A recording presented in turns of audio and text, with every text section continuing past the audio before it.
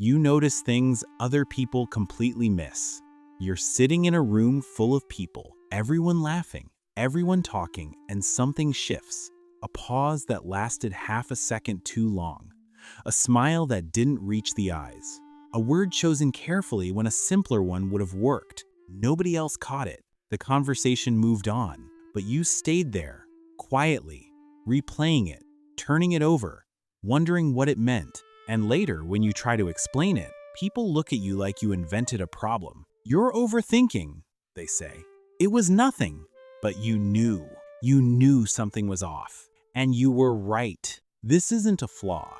This isn't anxiety dressed up as insight. What you have is something rarer than most people understand, a perceptual depth that most minds simply don't operate at. And today, we're going to talk about why you are the way you are. Not to fix you, not to warn you, just to help you finally understand yourself. You are not broken. You never were. The way your mind works, the way it catches what others release, the way it lingers where others leave, that's not a malfunction. It's a feature. It's your nervous system doing exactly what it was built to do, only doing it with more precision, more range, more sensitivity than most people experience in a lifetime. There are people who walk through a room and see furniture. And then there are people like you who walk through the same room and notice the tension in someone's shoulders, the way a person laughed a little too quickly, the thing that wasn't said but hung in the air anyway. Your brain was not designed to miss things. It was designed to catch them. And that, as you'll see, changes everything.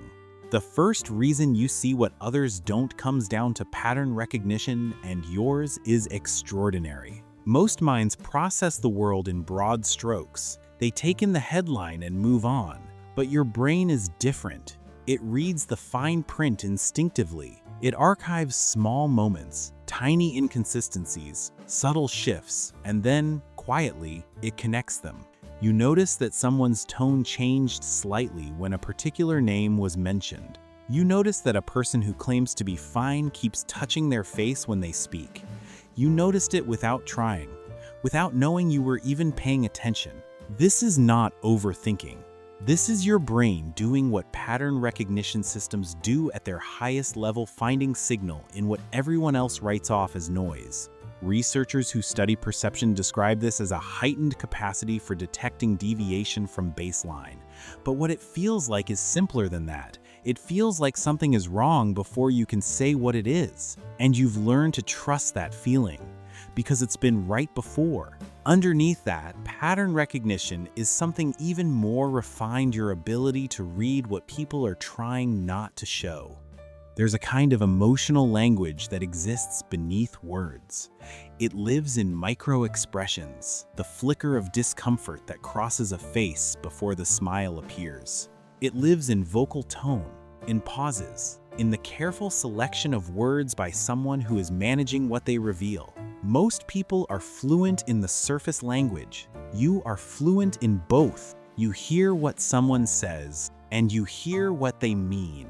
Sometimes those are the same thing. Often, they're not. This comes at a cost, because when you can read between the lines, you can't pretend you can't.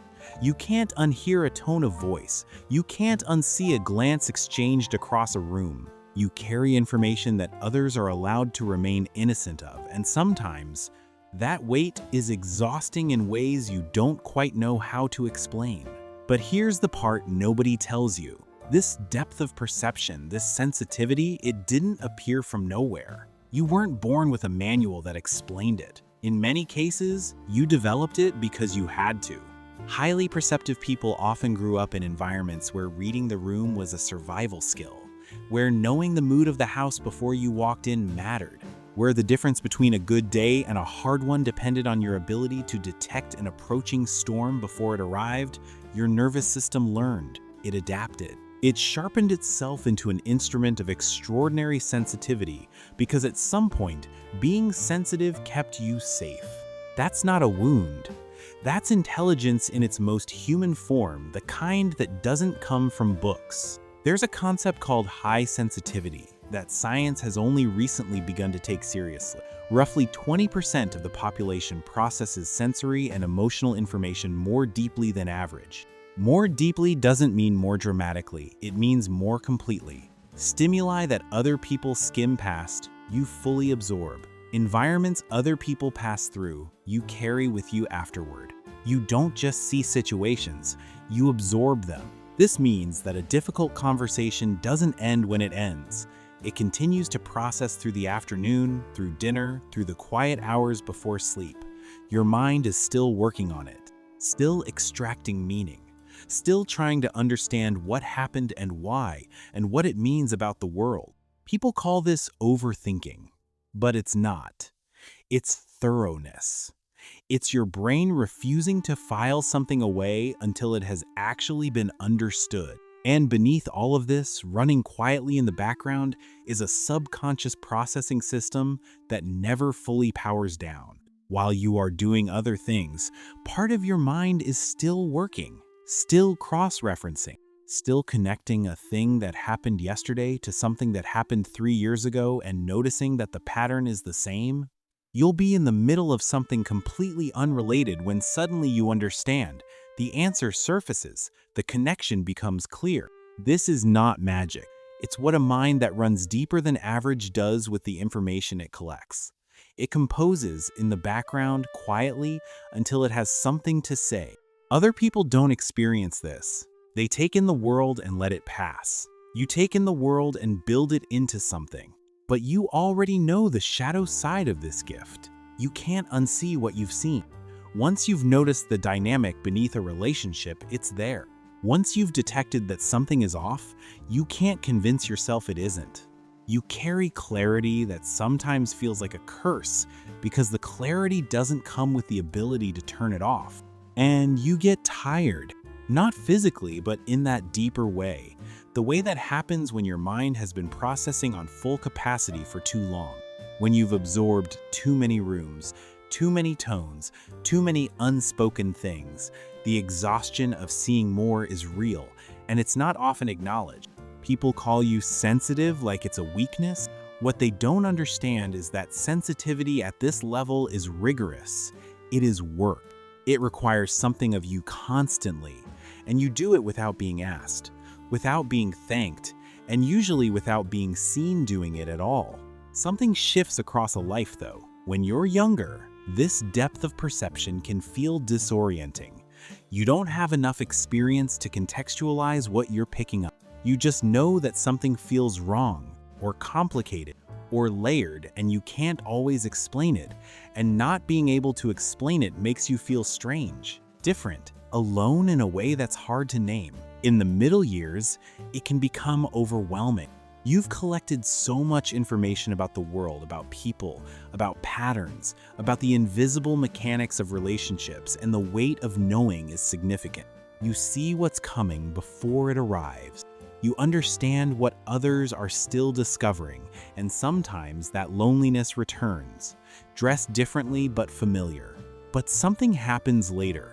The perception that once felt like a burden begins to feel like orientation, like a compass that was always accurate but took time to learn to read. What was once confusing becomes grounding. What was once isolating becomes quietly powerful. At first, it feels like a burden. Later, it becomes your strength. What seeing deeply does, what it has always done, is give you a kind of internal stability that other people seek from the outside world. Your perception is your anchor. In a room full of performance, you know what's real. In a conversation full of surface, you know what's underneath. When everything around you is uncertain and shifting, you have access to a layer of reality that most people don't even know is there. It's like having a room inside yourself that others can't enter, not because you're closed, but because most people don't know the door exists. And in that room, things make sense in a way they rarely do outside of it. You return there when the world gets loud. You return to what you know, to what you've always been able to see. So let this be the moment you stop apologizing for it. You don't see too much. You live in a world that has agreed, quietly and collectively, to see less. And you never signed that agreement. You never decided to filter it out. You stayed awake to the whole of it, the texture, the subtext, the things beneath the things. That's not a problem to solve. That's who you are. The difference isn't that you think more. It's that you notice what others have chosen to ignore. And that has always been, quietly, one of the most extraordinary things about you.